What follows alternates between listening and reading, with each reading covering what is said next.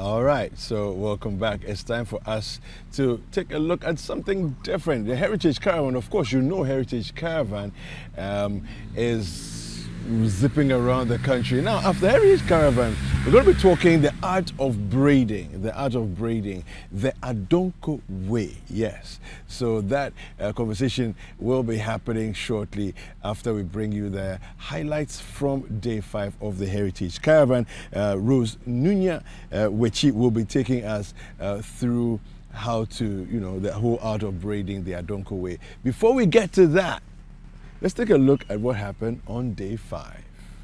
So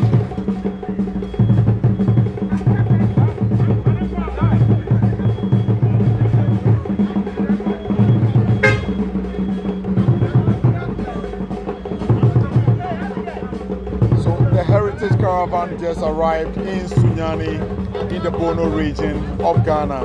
We've done so far about 6 regions out of the entire 14 scheduled for this whole Ghana tour, and the patrons are on the buses you see currently. And now these are the receptionists here at Roosevelt Hotel, waiting patiently to welcome all the visitors to their rooms. There is some drumming and dancing currently taking place here, organized by Holland, Ghana.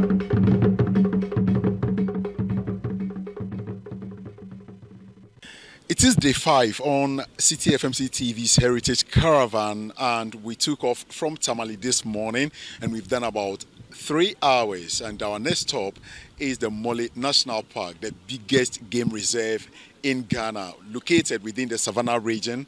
And from here, our main destination is Sunyani. But before then, let's speak to the one in charge of this particular game reserve to share some insight with our patrons. Besides the normal safaris here that tourists can go and do, we have the eco village, Mogonore Eco Village, where we have the Canoe Safari. You can go there, we take you on the Mole River along the canoe. While you are enjoying the canoe, you watch nature, different variety species of birds. Some monkeys will be around, crocodiles.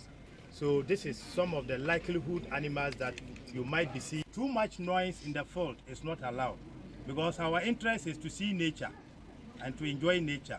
So when we are in the field and we are making noise, we scare them. And when they are scared, there are 2 things involved. Remember these are wild animals in their natural habitat. They are not domesticated. So when they got scared, either they attack or they run away. So imagine our numbers. If an elephant is chasing you, can we all escape? So please try as much as possible to minimize your thoughts when you are in the field. You can ask the questions from the guide, but please do it in a very low voice so that we don't scare the animal. Let's now connect with the senior ranger, or one of the rangers here at the Mole National Park, Abu Idisa, to give us some brief background about what they have on exhibition here in their museum. From my left, all right, the first call you are seeing is the second biggest antelope in this park, called the Western Hartebeest. It's the second biggest antelope in this park. So the second one is a very small antelope called Grey Diker. The third one is the Brocos of the Western Hartebeest. Then the third one, I mean, yes, it's a Brocos. The testes, the testicles. Yeah. So the fourth one is a nocturnal animal called Caravan. That's the skull of a Caravan. And the one that looks like human is baboon, called olive baboon. Then the other one is cob, and that one is the 4th biggest antelope in Mole National Park. And traditionally, it is the skin of this antelope the people living within this geographical area use as carpet before you become a sub-chief. It is the skin of this antelope the Gunjes use. Even almost all chiefs in the northern sector of this country. The python day. Yes. But if you are lucky, all right, so those are the baboons. You can see them in the trees. Some are getting down while some are on the ground. They saw us and they are getting closer, thinking we came with a bit of parcels for them. But the interesting thing is that they are just watching and they are not spectators watching us while we also admire their presence here in their habitat. It's beautiful to see these animals in their natural habitat, enjoying life, the breeze and everything. My goodness, it's some interesting fun to have here. Are you enjoying this? Of course I am. Your first time seeing these animals? Yes, yes. And then elephants as well. So here in the forest reserve, you can see right in this pond, those huge elephants. About 3 of them taking their bath because the weather here and the temperature is very hot and they need some cold bath. You can see them. This is their natural habitat that we've been told about by the senior ranger here at the Mole National Park. But let's speak quickly to some of the patrons. Is this your first time seeing an elephant? Yes, this is my first time.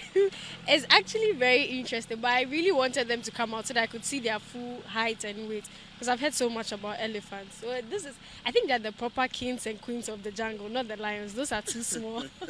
Share with us, seeing the elephant for the first time? Yeah, seeing it for the first time. And I'm amazed by its size, trust you me. Yeah, very huge. And aside seeing it for the first time, what do you know about the elephant?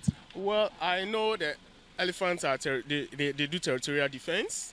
You can see them very huge, but they can really run very fast. And then they fall down trees to, create ways for the cab and things to pass through. Yeah. Doing the safari for the first time, how was the experience? Wow, it's good. I think everybody should have an opportunity to experience it. It's quite good, and I'm honored to be here as well. Oh, nice. Then the European Union has really done you good. I tell you, I'm most grateful to them.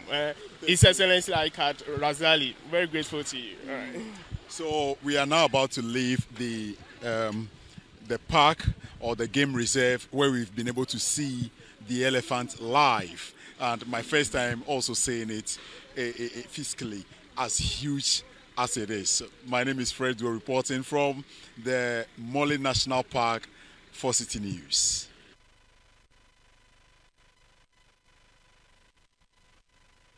When I bought them, they had been cut into pieces.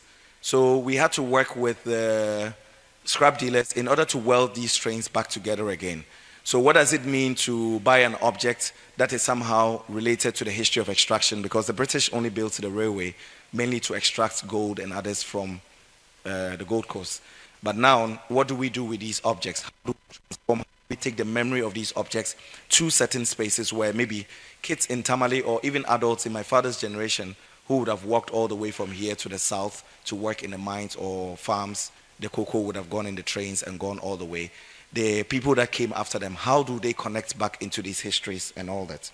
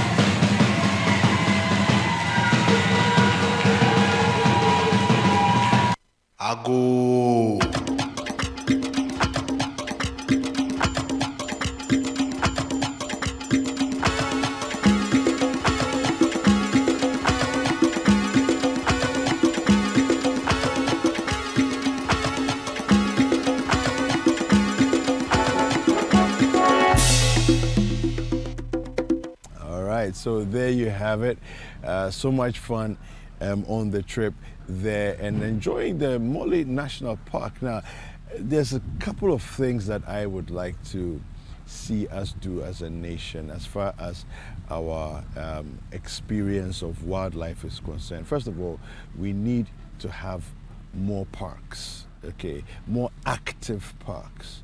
And then we need to also populate these parks. Sometimes you find that you go to certain countries and the national park that is there, the animals that are there are not native to that place. They were actually imported and they've been helped to naturalize and then propagate in that space, So I think one of the things that happens to us in Ghana is that it's like we are just spoilt as a people. So everything that we have is like, oh, God dashed this to us the way it is, and then we will do nothing about it to improve our lot. We're not deliberate about creating experiences and all of that. Mole National Park, for example, the way the park is, we should have at least some of the big, what they call the big five. When you go to South Africa, you hear of the big five. There are certain animals that are part of the big five. We should have a few of them. We don't have any big cats at Mole. We need to have some. And people have taken lions to places that lions are not native to them, to those places, and the lions are thriving. We need to be more deliberate about those kind of experiences, creating them for the Ghanaian populace, so that we can have it in our spaces. And then we need to have more parks as well, And then of course, as for the zoo, I mean, the less said about that, the better. Yeah.